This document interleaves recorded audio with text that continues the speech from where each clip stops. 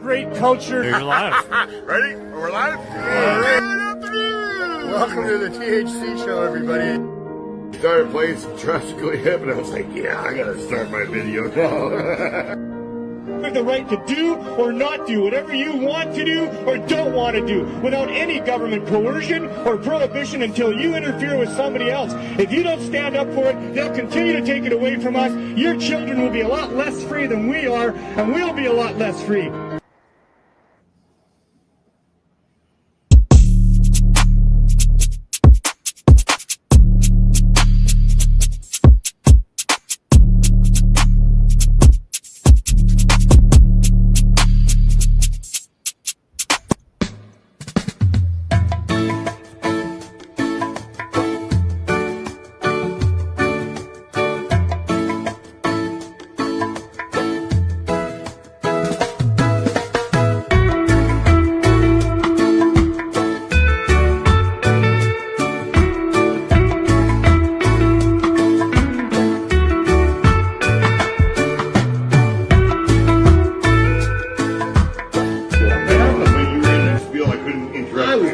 Thing to go. I was kind of keeping my eye on it, you know.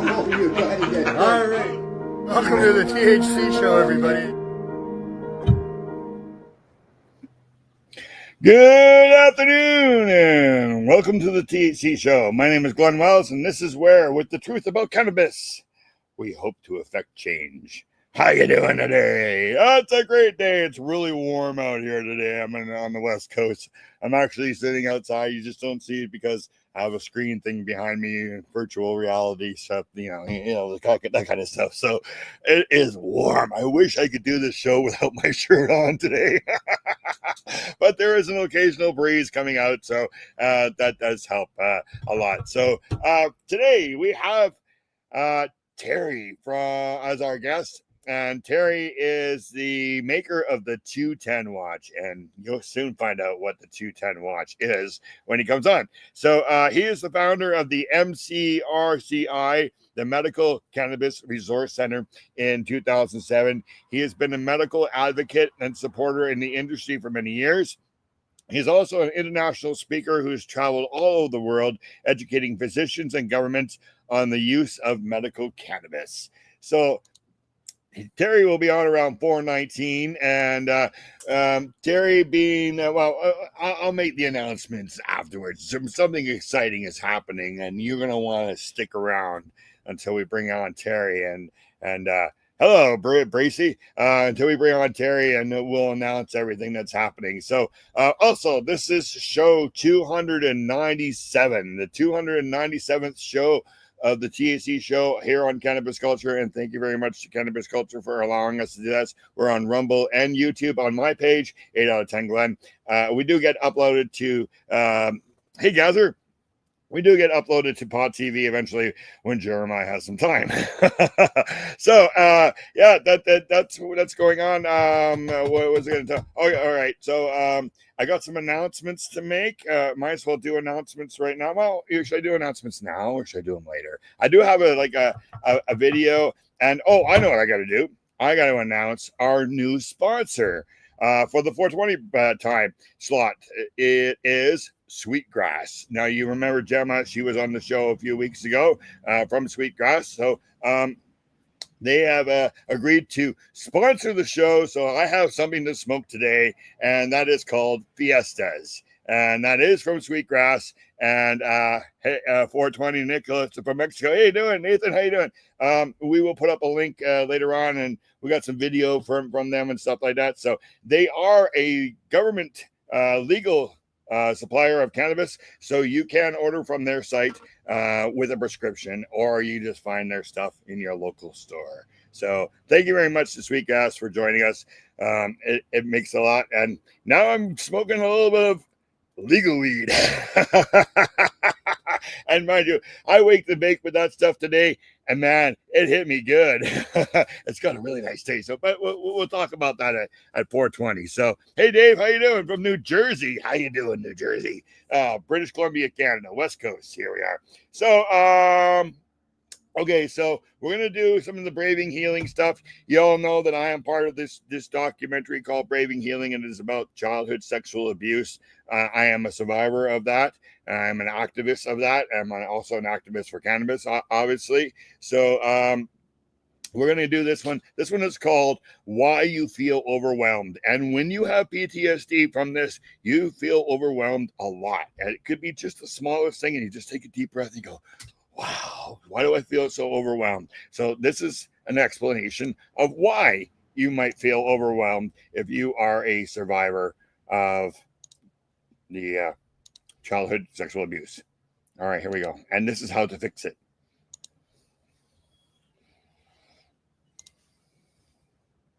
If you ever wondered why you feel so much, why everyday things can leave you exhausted, shut down, or on edge, you're not broken.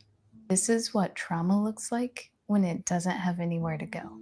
In this video, you'll hear from Amelia, a psychotherapist who works with survivors of child sex abuse. She breaks down how trauma impacts us, not just emotionally, but in our relationships, our bodies, our beliefs, and how we show up in the world. If you've ever felt like something's wrong with you, or you're too much, or not enough, this may help things start to make sense. We can, if we break it up, we can look at it in different kind of categories of symptoms. So one of them, it's going to be changes in emotions. A lot of the time, survivors will experience more shame, guilt, the sense of responsibility. So when we look at the emotions, the more common emotions that we'll experience are the lower energy ones. So things like sadness, hopelessness. And what we notice is that actually there's a lot of anger. And there can also be aggression that's related to hypervigilance and your nervous system being jacked up, which is very uncommon from what we're kind of taught to believe, or what like the typical image of somebody who's been traumatized is. Then we also have changes in our beliefs, our thoughts. And so those are often things like, I'm not lovable, I'm not good enough, I can't trust other people, the world is an unpredictable place, there's something wrong with me. If people knew that this happened, they wouldn't want to be around me. I'm somehow responsible, I should have stopped it, that kind of thing. It's usually the, if this had not happened, or if I had done this, then this. Or there's a lot of shoulds that come up. Usually if it's a should, it's probably not actually something you should have done. So changes in our thinking. I know that one hits hard. The voice inside your head that says, if people knew what happened to me, they wouldn't love me.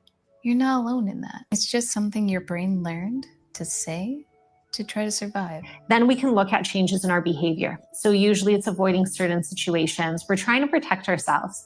And we might notice more aggression, more substance use, which is a way of trying to cope with the difficulties that we're experiencing.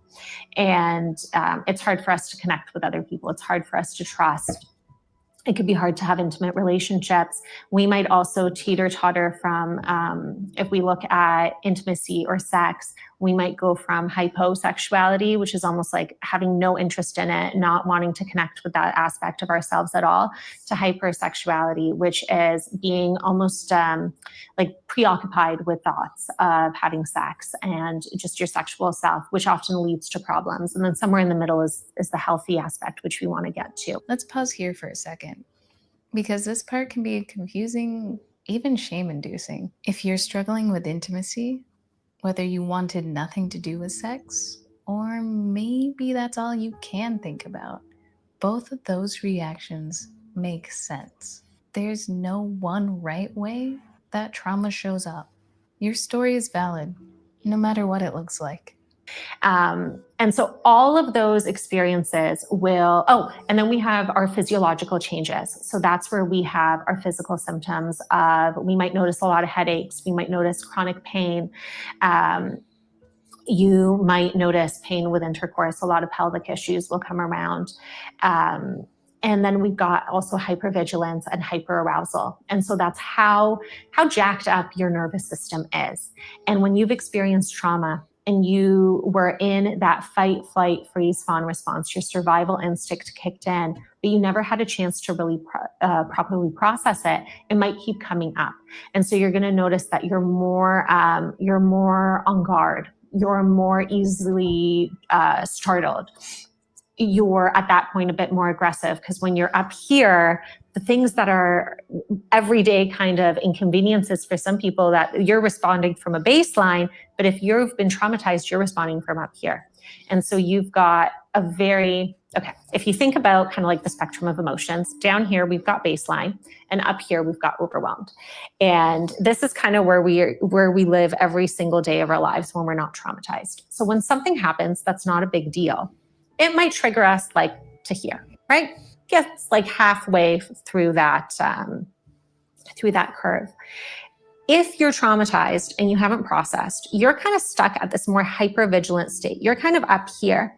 And so your emotions are going to be more intense. So something that was an everyday inconvenience for somebody, not a big deal, they're going to respond from a nice baseline feeling calm. You're going to be responding from an activated state. And so you're a lot closer to that peak of emotion. And so that's where feeling aggressive, that's where having an overwhelming response might kick in.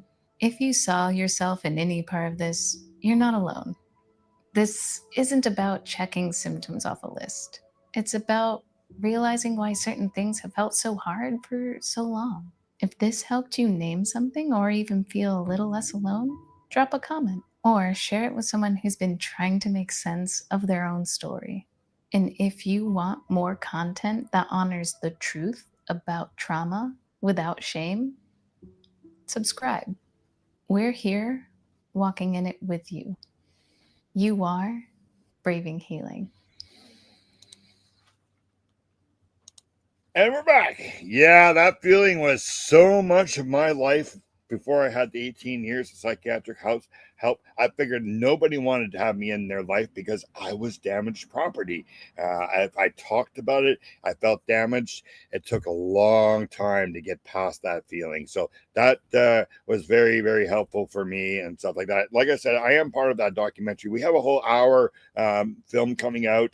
Should be out probably this month. We will be showcasing it on the show here and stuff like that. So yeah, and that lady was one of the ladies that interviewed me for the documentary. That her name is Kat. So thank you very much, Kat. She is also a survivor. So reach out to Braving Healing on YouTube if you want to talk about things, or if you need to talk about it, if you feel like now is the time to talk about it, because you should, and it'll help you. Like I said, it's not a quick journey. It took me 18 years, but once you're done, you'll feel much better. And I still have a little bit of PTSD some days with certain things, but it's much better. Right? Life is much better right now. So I hope that you guys could get a chance to do that if you need to reach out.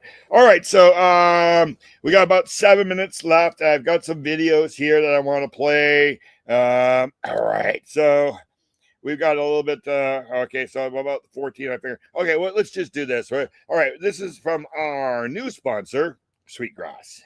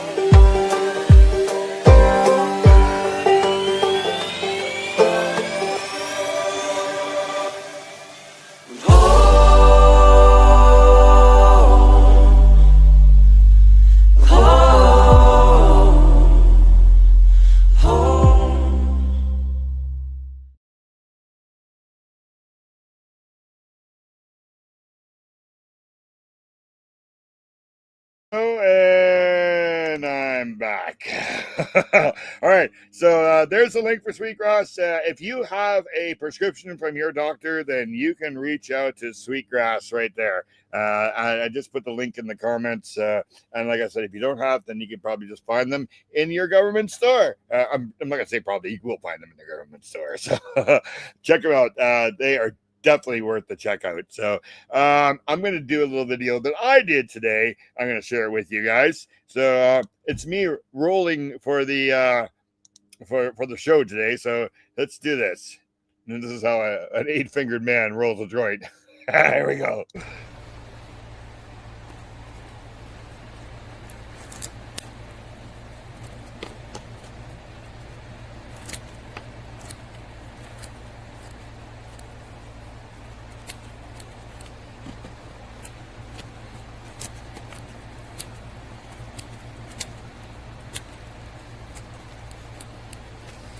Nice and sticky.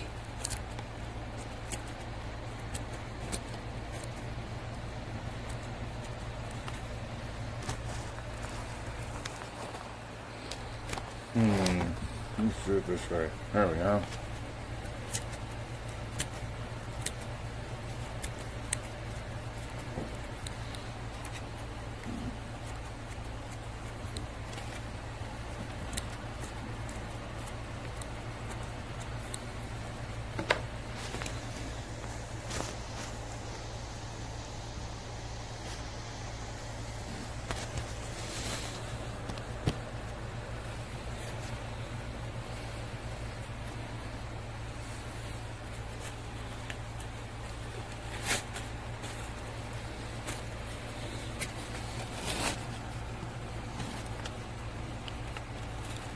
I think I need to chop it up a little bit more.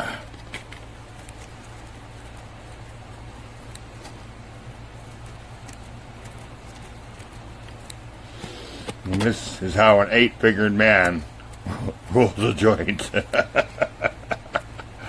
That's why they call me 8 out of 10 Glenn. Because of these. Half a finger and half a finger. Alright. Let's see if we can get this done here.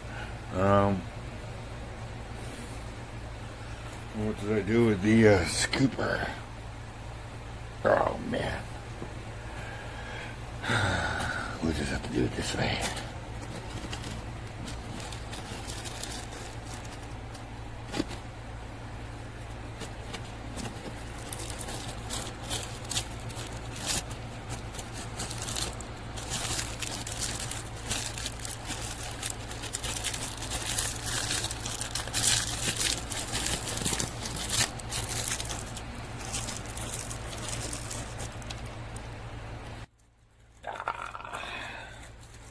Here we go.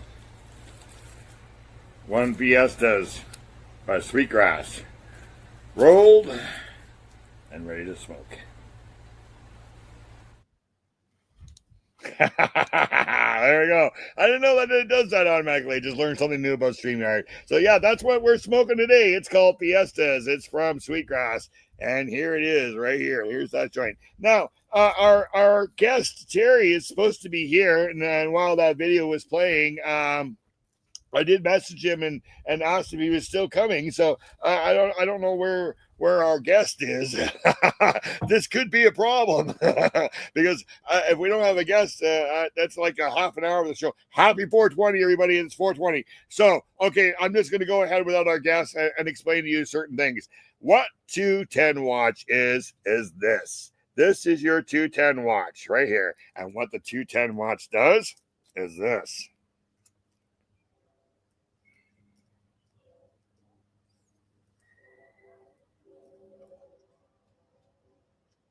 You see that? There you go. It lights your joint for you. You never have to worry about being in a windy spot, not having a lighter. I got to light it a little bit more. But here you go. There you go. The 210 watch. It actually works as a watch, and you never have to need a battery for it because it's a USB, right, that goes in right there. So, yeah, check out. Oh, there we go. He made it. right. Hey, our guest is here. Better late than never, right? Let me bring in Terry. I already showed them about the 210 watch. Whether I'm just going to say this Fiesta has a really unique taste to it. You want to check this out in your stars. Man, I've been smoking this all day. I really like this one. And I'm surprised because I'm usually a gray market person. So. All right, let's bring in Terry. Let's see how he's doing today. All right. Good afternoon, Terry. How you doing, my friend? Pretty good. Pretty good. How are you doing? All right. How you doing? Well, we just lit the joint with this watch. So nice. It did show up yesterday. Yeah, I saw that. That's great. That's good. Yes. And I guess we could tell the people that we're going to be doing a couple of giveaways. Yes. Love to give away a 210 timepiece to help people celebrate the new cultural time we're trying to attach to Canada. Yeah, that'd be great. 210 all across Canada, right? Eastern, yep, exactly. Central. Oh, nice. All right. So, okay, we're not going to do it this week, but let's do it like this is show 297. Would you be able to agree to do 2 watches for show 298 and 299? Sure. And then on the 300 show, I've invited you to come to the studio, and if you can and stuff like that, and hang out with us. Yeah, nice. That'd be great. Love to. All right, so you just heard that, everybody. I do have permission from Jeremiah Vandermeer to be able to do this. So thank you very much to Jeremiah and Cannabis Culture for allowing us to do this. So next week, make sure you tune in, and you might just have a chance of winning one of these 210 watches. I don't know what I'm going to do, if I'm going to do a number thing or if I'm going to do a question thing. I got a whole week to figure it out. So. All right, so there's lots of comments here today. The packs I just ordered from Kurt. Oh, there. I got to get rid of this. No, there's always somebody who wants to sell cannabis on a cannabis show. For sure. Can't do that. We sell cannabis from Sweetgrass here. All right. So if you have any questions for Terry, you can do. Tell us about this MCRCI that you were doing. Okay. Well, originally started back in was it 2007, working with John Conroy. We had found that there was a number, and this is the Matt Murnaugh case and all the situations that were working with medicinal cannabis, people could not get their doctors to support them. So John Conroy and I joined forces with one of his old-time friends who was a doctor who was getting ready to retire. And so he didn't have an issue with the colleges coming after him. So we decided then to start up a clinic. So MCRCI, the Medicinal Cannabis Resource Center, was the clinic that we started, and we started to support patients that needed support for medical access and for growing licenses. And so that's how it kind of started back in 2007. We were the only guys in town around that time, and certainly had a lot of pressure from the police would come into our clinic, the fire department would come into our clinic looking to see if we were meeting regulations, and they thought we were just using this as a front to sell weed. Yeah. Whereas in fact, we were, no weed here, but it was all being dealt with the, through the LPs and everything at that point. So we started up dealing with people, and I think, we saw thousands and thousands of people before it became legal. Yeah. So what happened when it became legal, most of the LPs and people gravitated towards the legal side of things, and the medical was forgotten for the most part. Yeah. So that was unfortunate that was happening, but we still stayed in business. We still are in business under a different name now. The Medical Cannabis Prime.ca is the website that someone would go to get that kind of support. And we're still supporting patients now, even to this day. A lot of other doctors have fallen away. More of the LPs are coming online now, and there's several companies out there that are doing mail order systems for medical patients. So if you had a medical license, you can go to see someone like a Mendo or a Harvest Express or someone like that, and they would be able to. Pardon me? Sweetgrass does the same thing. Sweetgrass does the same thing. If you have a prescription, you can reach out to them on their link here in the comments, and they'll set you right up. Exactly. So that's the type of thing. So if you were licensed through us, so you could go to Sweetgrass with that license and you could buy product directly from them. Now, there's benefits to being a medical patient. One being you can write off $2,500 worth of the product you buy and any medical devices, being a bong or a volcano or something, and that can be written off against your taxes. Rolling papers too. Anything that you'd be using to use your medicine, you would file and you could write that off at the end of the year. So that's one benefit. The other benefit is, what section of the taxes do you do that in? Is there like you go to the medical section where you put your prescription? Yep, you go to your medical. Yeah, you go to your medical section and you could write off a PAP machine. You could write off, a CPAP machine or different things like that. But your blood pressure, if you had high blood pressure, you could write off your blood pressure medicine. Wow. And your machine. So, for cannabis, that is a great benefit. Plus, there are half a dozen different insurers out there, Sun Life, Blue Cross, to name a few, which will, if you have their insurance, you can get your cannabis paid for. Or if you are a veteran, you can have them pay you up to $500 a month. They will pay for your cannabis as well. So being a medical patient still has some financial benefits over and above. Some of the LPs don't even charge you the tax on it. And there is a lobbyist group working to create an excise exemption for the medical side of things. So it still is valuable to be a medical patient over and above being would that be fair cannabis that Jeremiah, Jody, and everybody are running right now? They're trying to make the legal system a little bit more fair and stuff like that with all the taxation and stuff. Yeah, well, that's the taxation on the rec side. It's the medical side, because if you buy any kind of pharmaceutical drug, you're not getting taxed on your pharmaceutical drugs or anything that is a medical product. And that's where the discrepancy lies between the legal and the medical market, is they're still charging taxes. A lot of LPs will write that off and not charge you the tax. And sometimes they will charge you less dollars than you would for a recreational product for the medical people. So this way they're trying to alleviate, they'll either drop the price enough so the taxes aren't too impactful, and they will go from that area. So, those things are still being supported by some of the LPs, and it's just up to you to find out which ones may work with you if you're an individual patient. And the insurance companies, this has to be private insurance. This is nothing that the government gives you or anything, because I have extra insurance, but that doesn't cover that part of it, right? No, it's specific ones will cover. And usually, the interesting part is they'll only cover it if you're part of the employee package through a company. Oh, really? So you can't just have PWD status and get coverage through them? Not automatically. If you go, you talk to them and you say, okay, I'm not part of a company, I'm getting my own coverage. Will you cover it? And sometimes it's a person-to-person basis, depending on what happens. But written in the books, it's not automatic.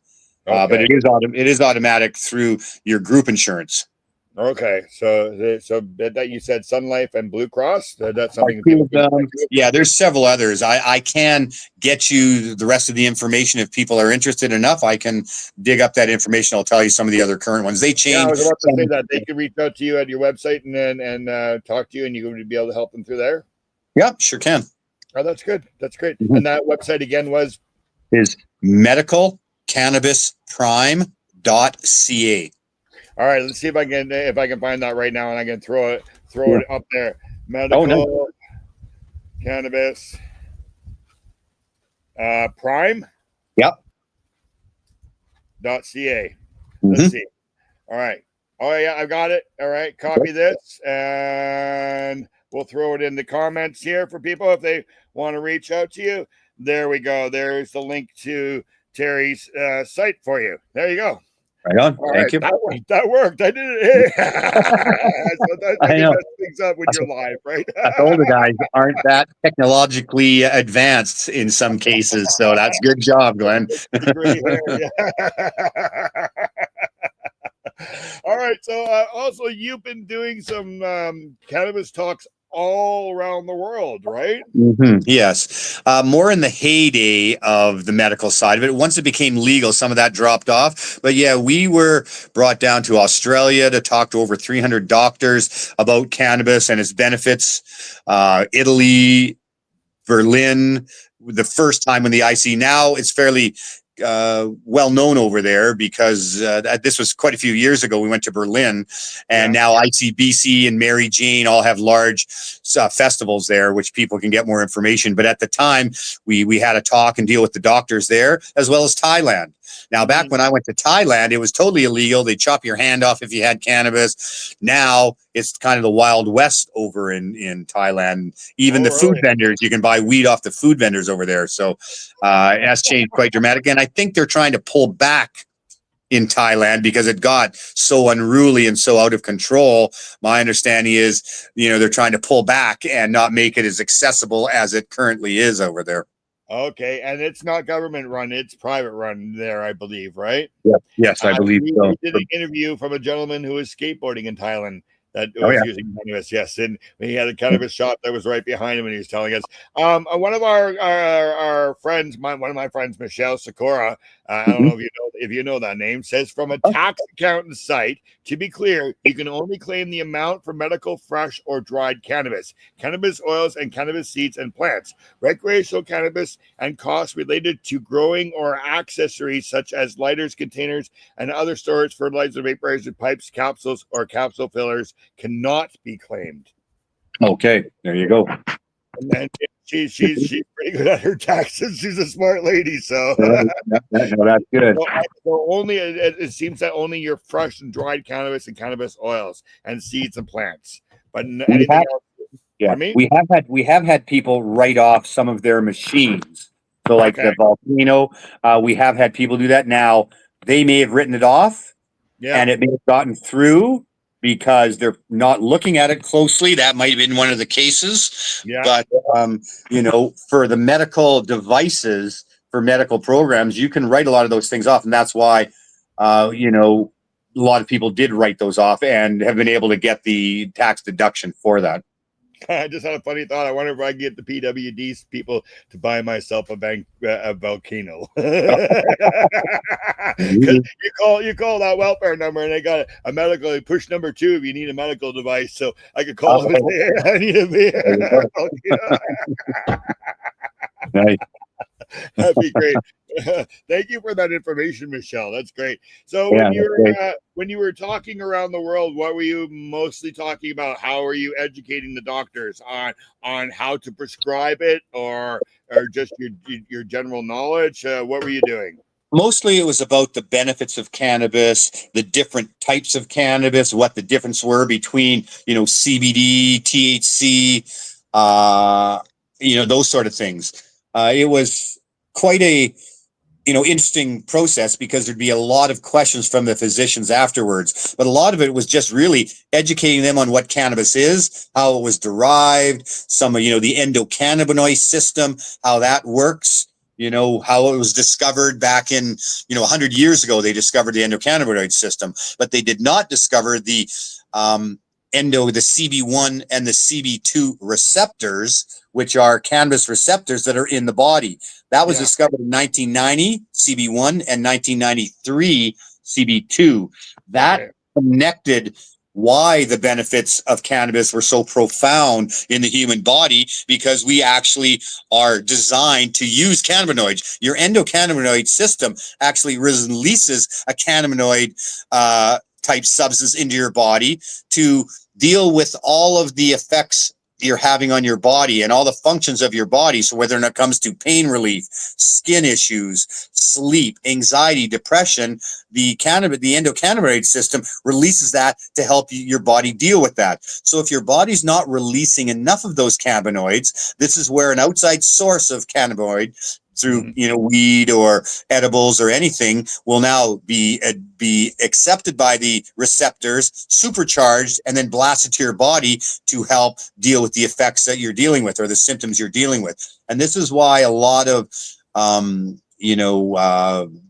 veterans use cannabis, because cannabis really depresses the dreams that you're having. So when they're having nightmares and dreams, this depresses it so that they can actually have better sleeps. Now, that works very, very well to deal with symptoms, but it doesn't really doesn't deal with the underlying cause of what that could be. And this is why when mushrooms kind of had their, and psychedelics came onto the scene, a little while ago, several years ago. That was very profound because that is something that veterans are able to use through a deep dive or some kind of a treatment with a specialist. Ketamine is where they're going to a lot now, and that will actually deal with the functions, so they don't have to use as much cannabis to deal with the symptoms, as they move ahead in those sort of progress that they're making. Does the ketamine help create new neural pathways as the mushrooms do? I know that helps with the PTSD for the veteran, right? Creating not in the same way.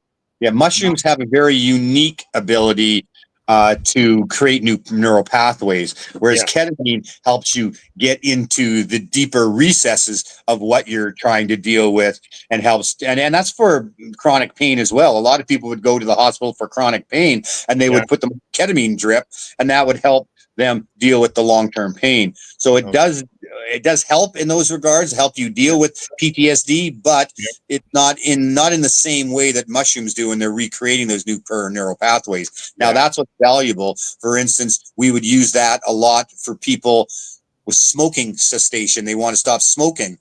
So they would do a deep dive with that, or they would just do daily micro doses on it. But that takes away the urge for them to smoke. So if they've had an experience, they stop smoking, they don't have that desire. It works the same way with alcohol. And in fact, I had that experience inadvertently doing a 60-day scenario with mushrooms microdosing. And I remember going out to watch a football game.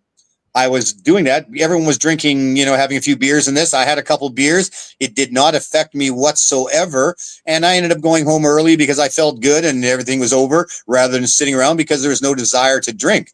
And so the same thing with cigarettes. It really dulls that desire. So it's been very helpful in those events as well. Whereas cannabis, doesn't really deal with some of the deep scenarios. It deals more of the symptoms that you're dealing with. If you're in depression or anxiety, it can help you through those paths, but it doesn't really go down to the underlying cause where you would want to go for some deeper therapy if that's something that you wanted to do. Yeah, and when you were talking about the endocannabinoid system, I just recently watched a TED Talk where they said that healthy people don't really need cannabis because their endocannabinoid system is working properly. But people like me who have been through PTSD, childhood sexual abuse, any trauma and stuff like that, or anything in our childhood, our endocannabinoid systems definitely need cannabis. Do you agree with that? And I agree with that. That'll supercharge. And it's kind of, cannabis is very intuitive in regards to what you're feeling. So, if you're feeling depressed, cannabis can actually make you feel more depressed if your mindset isn't in the proper mode. So, and it's very interactive in that way. So, when it comes to going down and dealing with PTSD and things like that, it can calm you down and it can help you. But, maybe a deep dive with mushrooms to deal with what the original source of that PTSD would be, a helpful additive to something that would be dealing just with the symptoms as well. Yeah, that friend on here, Corey, I can't remember the last name. It starts with a B. It's very long, but he helped me with that. We were doing, I was doing macro doses, wasn't doing micro. I would only do a gram at a time, but he would have me think about the thought that was reoccurring in my brains and trained me to think another way. So when that thought comes there, I don't go to that spot anymore. I go to the new spot, right? So yes. He's talking about intention. Intention is very, very valuable, because if you don't, it's like you're going on a journey, a trip. If you don't have a destination, you can wander all over the place. Even though you're traveling and you're feeling good on there, you haven't reached your ultimate goal. And that's what intention does. And it helps build, when you're rebuilding that new neural pathway, it's helping have that intention built into it. Whereas when you're trying to quit smoking without that sort of scenario, you've got to quit smoking. You've got to now learn a new path while your neural pathway is still hungering for nicotine. And that makes it a lot more difficult to kick the habit and to stay on it. Whereas if you create a whole new neural pathway with those intentions in mind, it's much quicker benefits and much longer lasting benefits when you do it in that way. It works very well for people with migraines as well. Oh, really? Eh? My mom Oh, yeah. my mom deals with migraines, but she's 80. She never smoked cannabis. No, I'm talking about mushrooms for Oh, cannabis. mushrooms. Oh, really? Really? Yeah. Mushrooms work very, very well for microdosing. Or you do one deep dive, you may not get any, and specifically cluster headaches is what it works really, really effectively on. Well, I should try. I doubt it. She'll do that, but we never know. I could talk to her about it. You I stopped smoking with a bag of Bob. I had an ounce at the bottom of the bag. Every time I wanted to have a cigarette, I would smoke a joint instead. And then I Right. was one of those people who wanted to smoke a cigarette after a joint, so I would smoke another joint. After that, I didn't want to smoke anything. So after a month of doing that, I was able to quit. I'm 25, 26 years now. I'm no smoking of cigarettes. So. Right. Yeah. So basically, what you did on your own mind is you changed your intention to your direction and mindset to a different thing to Yeah. offset the cravings. So yeah, good Yeah, job. I replaced the action, right? Even though it wasn't nicotine, my brain was still going, hey, this is what we're supposed to be doing right now, right? So that's what I was trying The tactile thing of holding the cigarette and putting it on your lips and everything. Yeah. Yeah. Instead of putting food in here, I was putting in a joint in there, right? And putting food in my mouth and gaining a lot of weight. Wendy says, I've heard a lot of good stories of mushrooms helping for migraines. Yeah. Do you have a good story? Pardon me. Do I have a good story?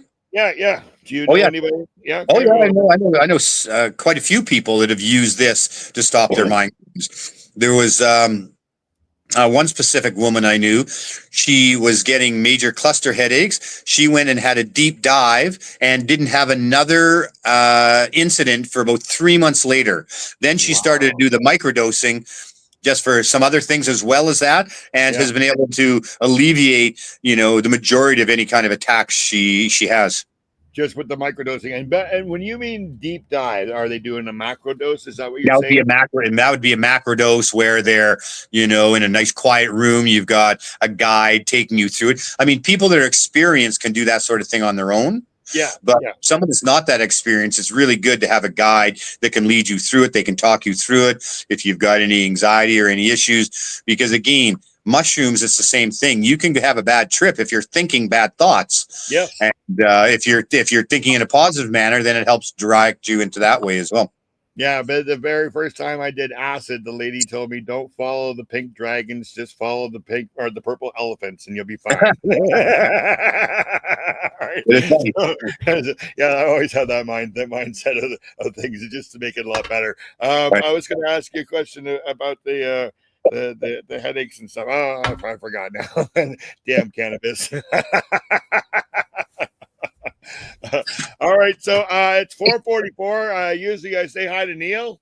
3 4s mean that there's an angel on your shoulder. So hi, buddy. We miss you. Neil. Yeah, it's been a while.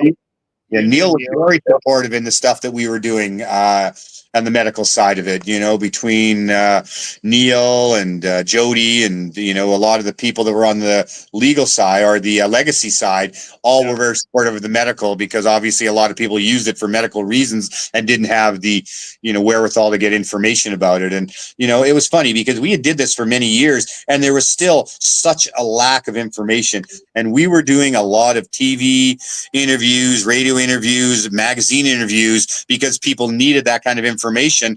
And even though we'd been in business for 7 or 8 years, there was still a complete lack of that information. Now it seems as though a lot of the LPs are trying to get back into that for a couple of reasons.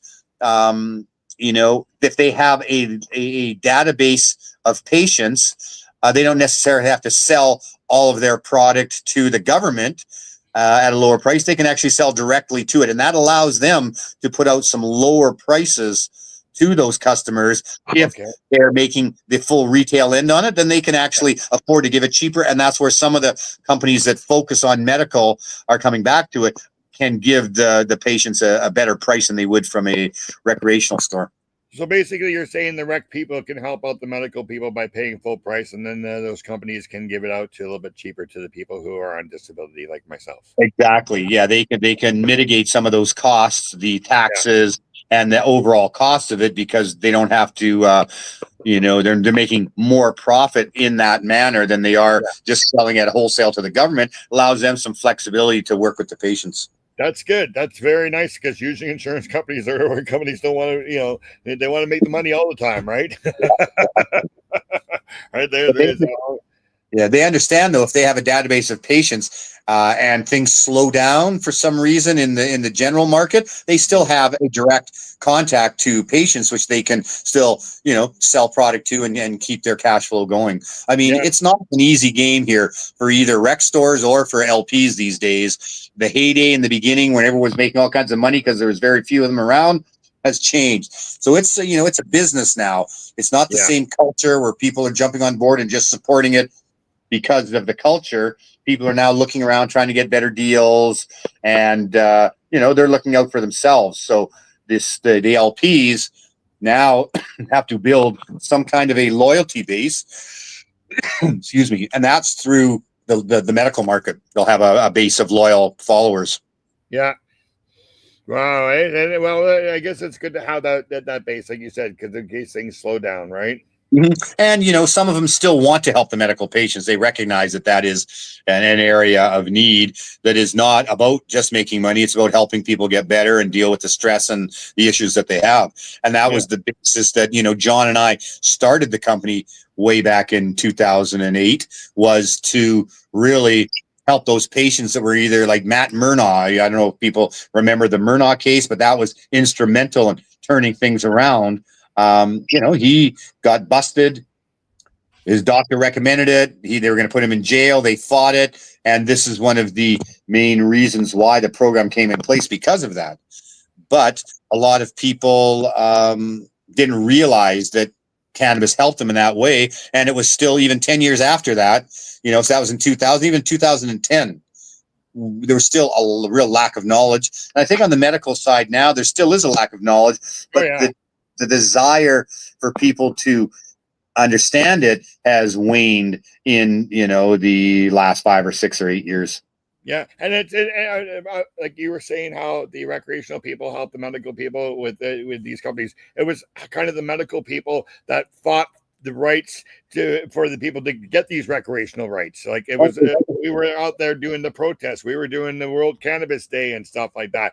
So it's kind of maybe evening itself out a little bit, because we help them get recreational law, and now when they buy, they can help us out, I guess. Well, we wouldn't be here in the legal market if it wasn't for the medical market, and that's worldwide as well. Most countries start off medical, then they'll roll into the recreational afterwards, when they realize that it isn't the death weed. People aren't going to be going crazy. The impaired driving, all that kind of stuff is not as the fear mongering that they were doing in the beginning about that, to making it legal. So that also, was one of the main reasons that Canada went totally recreational, is because they recognized through the medical program that it wasn't going to create this huge issue that the big problem that they'd been talking about.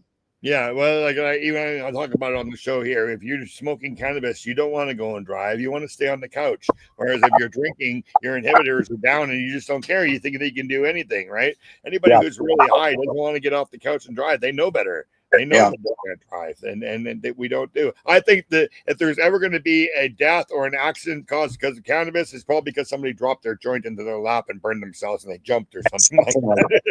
That's probably going to be something like that, right? Even as of today, there's been no verified issue where someone has died from using cannabis, whereas alcohol or other hard drugs, many physical things that happen. Now, that's not to say that someone's using cannabis hasn't died from some other reason, but not from the actual cannabis itself. Like you said, if they drop their joint, they're smoking a joint, they drop it and they bend down and they crash into someone. Well, that wasn't the joint that did it. It was, they're driving. So there hasn't been a death attributed to cannabis, even as of today. Yeah, and that's amazing, eh? All these years, and it's such a bad thing for us, People do have to watch out with cannabis, and some of that can be a psychosis. Now, there was just a recent article out, but we've known about that for a long time. Oh, we lost Terry. He must have hit the button. I hope he comes back. It's like the 30 minutes is up and boom, he was gone. I didn't do that. I'm sure he's going to click the link and he'll come back. But yeah, this has been very, very informational information that he's been giving us. Very informational. The information that he's giving us has been really good. So I hope that he comes back. Maybe while we're doing that, I'm going to go and do the announcements. So let's do the first announcement. That's for here in Mission. The Cannabis Substitution Program Mission is having a community barbecue this weekend, August 17th from 11 till 2.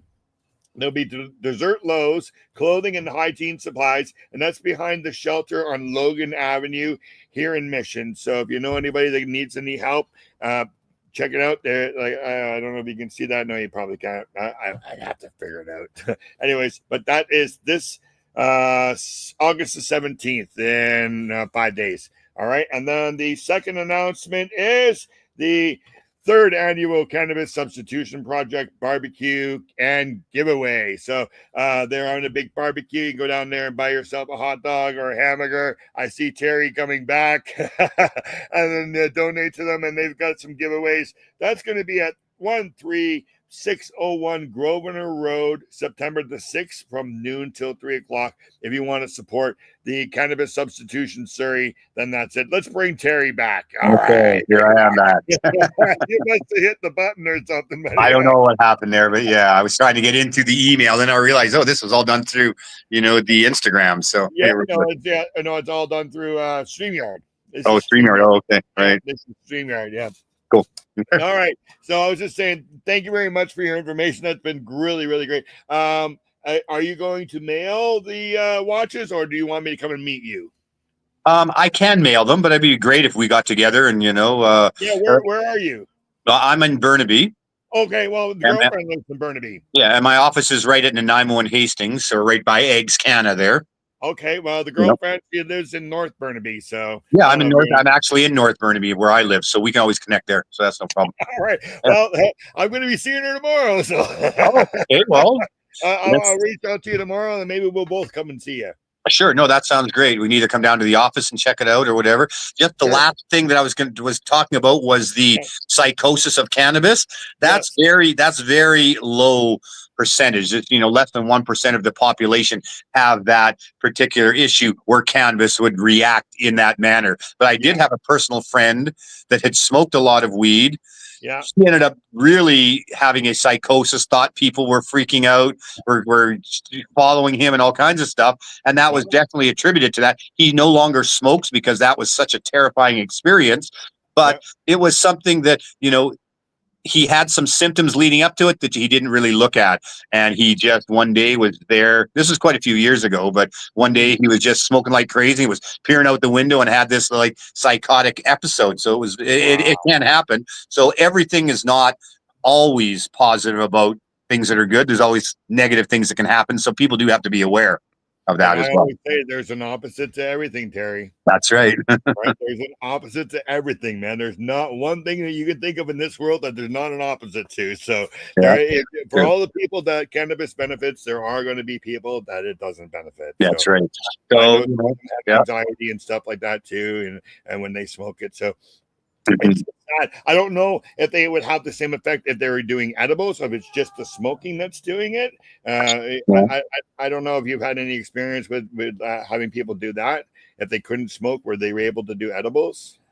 We haven't had a situation where that's come through, but edibles could create, in fact, that could even create a higher degree of paranoia because, because of the effect. And it's now it's throughout your full body and you're getting a lot more effect. So if people start to get a little palpitating heartbeat because they're high from edibles, that could trigger them to start thinking negative thoughts, and it could go down that route. But so just like you said, if you have somebody in the room and you have an event like this with cannabis, and somebody could walk you through it just like they could with mushrooms. Exactly. Well, people have done people will do deep dives on cannabis, large doses of edibles.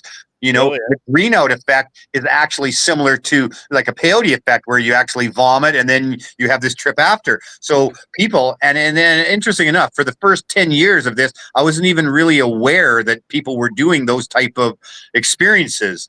But at a psychedelic event, there was someone with cannabis that actually educated me on that. So you can go down there because, if you eat too much, you can hallucinate, you can hear things, you can have major issues where you can't even walk because your body is so rubbery. If you're laying down, you can actually have a good experience, a deep dive in that manner as well, right? Yeah. So, I think if you're going to do edibles and it's your first time, you need to know that this could happen to you so that if it does happen, you can just breathe it out and be relaxed because this is what could happen and you just know it's going to be over. And also, I've heard some CBD will just bring you right out of it too. Well, exactly. That's what I was just going to say. If you've not had any experience and you want to do a deep dive, make sure you have some large doses of CBD. And you can do that. You can use CBD and that will bring you down. In fact, if you take CBD before you eat, it will coat the receptors that allow you to get high. And that's why you won't even get as high if you're doing that.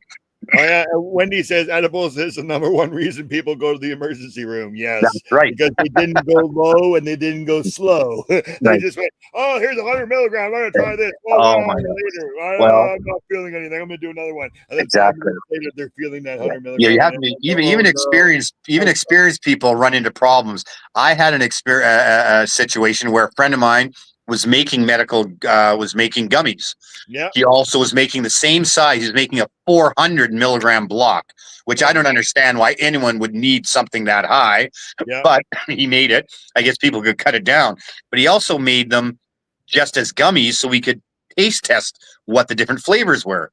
Yeah. So one day he had a bag here. I said, "Oh, where are those gummies?" And he said, "Oh, they're in the back room in a white bag." I went back there. They had not marked it. I ate a 400 milligram thing. I bit half of it. I tasted the THC. I'm like, uh-oh, this is not something I want to eat all of. So I spit it out, went and got my massage. After doing my massage, I was rocked. I tried to roll over. My head was whoosh, whoosh, whoosh, whoosh. Tried to get up and walk. I ended up getting to my car, laying down the back seat for 4 hours, passed out because it just hit me so hard. So even experienced people can have issues. Now I knew what was happening. I didn't freak out. I knew, okay, I'm just going to crash. And so I just did that. But yeah, it was pretty heavy. Then I went home. Wife came, picked me up, went home, slept for 12 hours straight, woke up the next day with absolutely no pain in my body because of the high dose of THC, and it lasted like that for a couple of days. But so you can't watch out. So that's part of the other thing with the 210 when you can't wait to 420. Yeah, is we want. There you go. Yeah, we got those. I also got the 210 link in here, so hold on, I'm going to put that up there too. So if anybody wants to get one of these, here it is. This is where you can get this. Make sure I can get this to work right. Okay, and go over here. Let's see if this worked. Paste. Hey, it did. There we go. So they're $49.99 a watch, are they? Yeah, there you go. So $50. And those proceeds go towards us throwing parties and events and sponsoring things in the cannabis industry under 210. So what we're hoping is, 420. Even though we've loved it, we've supported it, it's kind of got a little vanilla once things have gotten legal. It's not the same as it was where we were underground. We're hoping 210 elicits that kind of response again to some of the new users that weren't able to experience the, anxiety of smoking a joint when it was illegal and stuff, right? So 210 is kind of for the legacy people that want to talk about cannabis and not have people know about it, because everyone knows 420 now, but only people in the industry know about 210. So you can still use that number in front of people or as you're talking, and the legacy people can take advantage of that, whereby, because, they're still not totally legal, but they're still working in that realm. So that is also for them. And, if Colorado can have 710 and they created that and it's a thing, no reason why Canada can't have our own time that signifies us being the leaders in cannabis worldwide.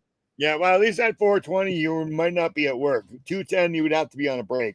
Well, and that's true. And the thing is that we would always have that break, because at 210, 2 o'clock is around when the body needs a reboot. Yeah, I know. And so that again, 210 falls in line with that, give me another kick in the pants to finish out the rest of the day. Now that's obviously as long as your employers are okay with it and things like that. Yeah. But the thing is, if you're out there having a little toke and you sneak back in, 210 is the perfect time to reboot you for the rest of the day. hit your distillate pen, go in there smelling like blueberry or strawberry. Exactly. You don't even know, right? Exactly. Scott Cleary says it's true, and mushrooms do help with migraines. I have a rare migraine condition that I inherited and that I can only treat with magic mushrooms. Well, there you go. There we go. I thought 710 was for dabs, Wendy said. It is. It's oil backwards. Yeah, it's oil backwards. It is too, isn't it? That's what it is. And that's how they coined it, is they wanted some of, recognition, and they came up with that. So if they can do it and have 2 times, what stops Canada from celebrating at our own time? Now we've got 3 times, 210, 420, and 710. Elbows up. Elbows up. That's right. Everyone support Canada. So if Trump ever comes in and takes over our country, he still won't be able to take over 210. Well, thank you very much, sir. We have definitely gone over the hour. Sometimes we do. Sometimes we don't. We just never know how it's going, right? Yeah. Thank you very much, sir, for being on the show. We will talk to you soon. Sounds good. See you tomorrow. Right on. Is there anything that you want to say with last words or anything like that? Well, just any cannabis users, it is something that has helped many, many people over the years, recreationally and medically. And, just stay solid on our culture and, enjoy 210. Yes. And cannabis does save lives. Yes, it does. Thank you, Terry. Have a great day. Thank you, Glenn. All right. Talk to you soon. All right. Bye, everybody. Cheers. All right. Okay, so we definitely went over an hour, so we'll just do this quickly. I want to say thank you very much to all the people who donate to the cannabis substitution programs. East Coast, Surrey, Newton, not New West, Langley, Mission, and with the Langley people, we still haven't had an update on their program, but the pilot program is going to be going ahead. So as soon as I get some information on that, we will definitely bring that out. So it's after 5 o'clock. I'm just going to wrap it up and say we have a lady from Iceland next week. Her name is Thor's something. But stay tuned, and we will definitely be giving away a 210 watch next week. So you want to come back and watch us next week also.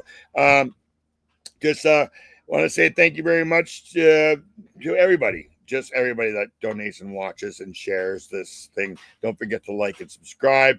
Thank you very much to Cannabis Culture and Rumble. And like I always say, go out and do something nice for someone today. They might just do something nice for someone else, and we'll have a much better world to live in. And as Neil Magnuson said, oh, you know what? Neil Magnuson. Yeah, there we forgot. We got to do, well, okay. We're a little bit over. Neil Magnuson always says, have as much fun as you can changing the world. We usually do his memorial video.